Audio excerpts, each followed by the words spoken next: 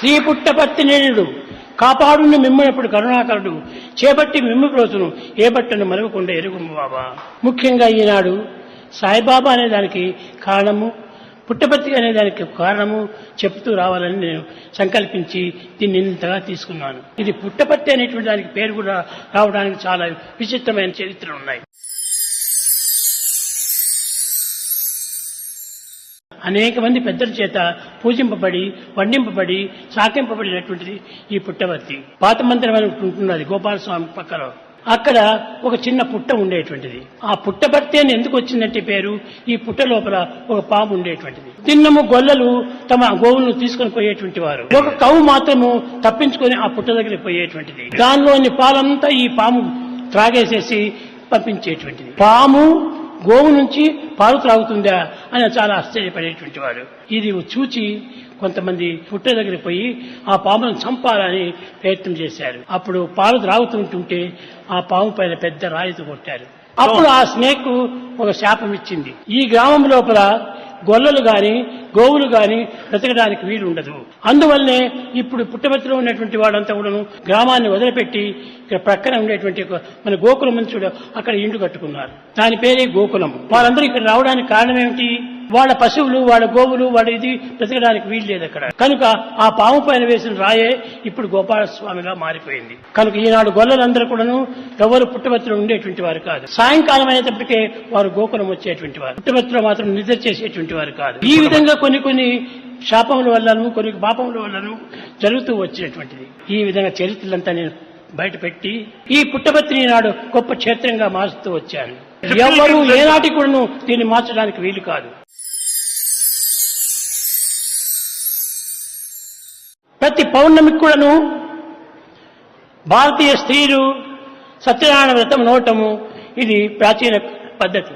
అదేవిధంగానే ఈశ్వరాంబ కూడాను ప్రతి పౌర్ణమి కూడాను సత్యనారాయణ పూజలు చేస్తూ పక్కింటి సుబ్బమ్మతో చేరి ఈ సత్యనారాయణ కథలంతా వింటూ వచ్చేటువంటిది.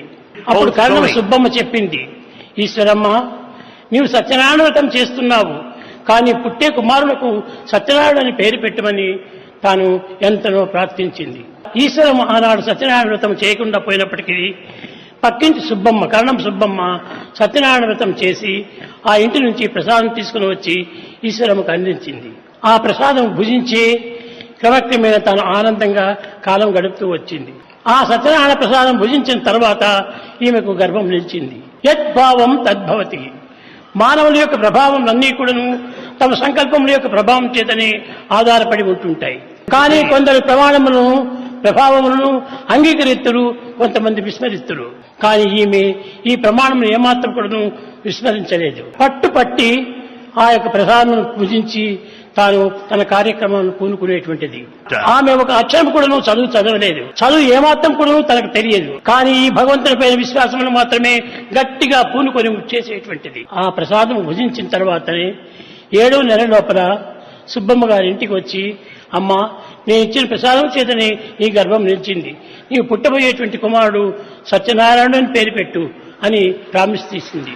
అప్పుడు వెంకమరాజు తల్లి గాఢమైనటువంటి నిమ్మకం చేత తాను పుట్టబోయేటువంటి కుమారునికి సత్యనారాయణ అని పేరు పెట్టాలని తాను కూడా సిద్ధమైపోయింది. ఈ ప్రసవమునకు పూర్వము ఒక సన్నిహితమైనటువంటి సంఘటన జరిగింది. ఇది పుట్టపర్తి చిన్న పల్లె. ఆ ఇంటికి 4 ఇండ్ల మధ్య లోపల ఒక చేదబావి ఉండేటువంటిది. ఆ చేదబావి నీరు చేదుకొని తీసుకుని పోతుండది ఈశ్వరమ్మ. అప్పుడు ఏదో ఒక మించినట్టుగా తనకు ఒక విధమైనటువంటి తెలుపు వర్ణమైనటువంటి యొక్క గాలి వీచింది. తన ఇంటి ఎందున్నటువంటి సుబ్బమ్మ కూడాను బయటికి వచ్చింది. ఏమిటో ఆకాశం నుంచి ఒక వెలుతురు ఈశ్వరమ్మ గర్భంలో ప్రవేశించినట్టుగా నాకు కనిపించిందమ్మా. ఇది ఈనాటి వరకు నేను ఎవరికీ చెప్పలేదు. ఈ ప్రభావం యొక్క పరిశుద్ధము ఇంతటి గొప్పగా ఉంటుంటాదని అందరూ తెలుసుకునే నిమిత్తమై ఈనాడు దీనిని వెల్లడి చేస్తున్నాను. ముందు రోజు సాయంకాలము వెంకమరాజు ఆ సుబ్బమ్మ గారి ఇంటి ముందు నడుస్తూ వచ్చాడు. అప్పుడు ఈమె లోపల పిలిచి, వెంకమరాజు నీకు రేపు రాత్రికి పుట్టేటువంటి కుమారుని పేరు సత్యనారాయణ అని పేరు పెట్టు అయింది. 3 గంటల వేళ యందు సుముహూర్తమునందు ఆ యొక్క కుమారుని పుట్టాడు. పుట్టిన తక్షణమే ఏడ్చటము ప్రతి పిల్లవాడికి లక్షణము. కానీ ఈ పిల్లవాడు ఏమాత్రం ఏడవలేదు. ఈ చుట్టూ ఉన్నటువంటి నర్సులు వీరందరూ చేరి ఏమిటో ఈ బిడ్డకు ప్రాణం లేనట్టుగా పుట్టాడు అని ఆశ్చర్యపడ్డారు. వీరందరూ చెప్పే మాటలను బట్టి ఈశ్వరమ్మకుడును భయం ఏర్పడిపోయింది.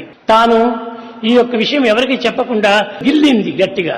దీనికి బదులు ఆ పిల్లవాడు నవ్వాడు. పురిటి బిడ్డ ఇంకా గంటలు కూడా కాలేదు. ఆ సమయంలో నవ్వటం అనేటువంటిది ఎంత ఆశ్చర్యము. తక్షణమే కరణం సుబ్బమ్మ గారు ఆమె ఇంటికి వచ్చారు. అమ్మా, సుముహూర్తం లోపల నీకు కుమారుడు పుట్టినట్టుగా విన్నాను, ఆ బిడ్డను చూడాలని నేను వచ్చాను అన్నది. అప్పుడు సుబ్బమ్మ ఈ కొండవరాజును పిలిచి, కొండవరాజు, నీకు మనవడు పుట్టాడు, ఆ పిల్లవాడి పేరుకు ఈశ్వరమ్మ పేరు కూడా నువ్వు మార్చు అన్నాడు. అప్పుడు ఈశ్వరునికే అమ్మగా పుట్టింది అనేటువంటి రీతిగా పేరు పెట్టే దినము ఆమెను ఈశ్వర అమ్మ అని పేరు పెట్టారు. ఈ పిల్లవాడు దినదినములకు పెరుగుతూ వచ్చాడు. కానీ ఈ పిల్లవాడి యొక్క పద్ధతి ఏ రీతిగా ఉండేది, ఎవరితోనో మాట్లాడేటువంటి వాడు కాదు. మిత భాషి, మిత తిండి, ఈ విధంగా కాలం గడుపుతూ వచ్చేటప్పటికి ఆమె చాలా విచిత్రపడుతూ వచ్చింది. పుట్టిన ప్రతి పిల్లవాడు కూడాను తిండికై వ్యాపారలాడుతుంటాడు. ఇంకా చేపలో మాంసము అని వస్తే దీనికంతా కూడాను వాడు చేయి జాపుతూ ఉంటారు. కానీ ఈ పిల్లవాడు అలాంటి మలినమైనటువంటి ఆహారంకు సిద్ధపడేటువంటి వాడు కాదు. ఇలాంటి మాలిన్యమైన కూరలు చేశారంటే ఆ ఇంటికి కూడా పోయేటువంటి వాడు కాదు. ఇంత ఈశ్వర ప్రసాదం వలన కలిగినటువంటి వాడు కనుక ఇతని ఈ విధమైనటువంటి భోజనములు ఇష్టపడేటువంటి వాడు కాదని గుర్తించింది ఈశ్వరమ్మ. ఈ ఈశ్వరమ్మకు బదులు కొంత ఆమెకు తాళం వేస్తూ వచ్చింది పెద్ద బిడ్డ వెంకమ్మ అని. ఆ ఈశ్వరమ్మ వెంకమ్మ ఈ పిల్లవాడిని దగ్గర చేస్తూ నిరంతరం కూడాను దైవ పాటలు పాడుతూ ఈ బిడ్డ పెరుగుతూ వచ్చింది. ఈ విధంగా జరుగుతూ వచ్చినటువంటిది సత్యసాయి యొక్క ప్రభావము.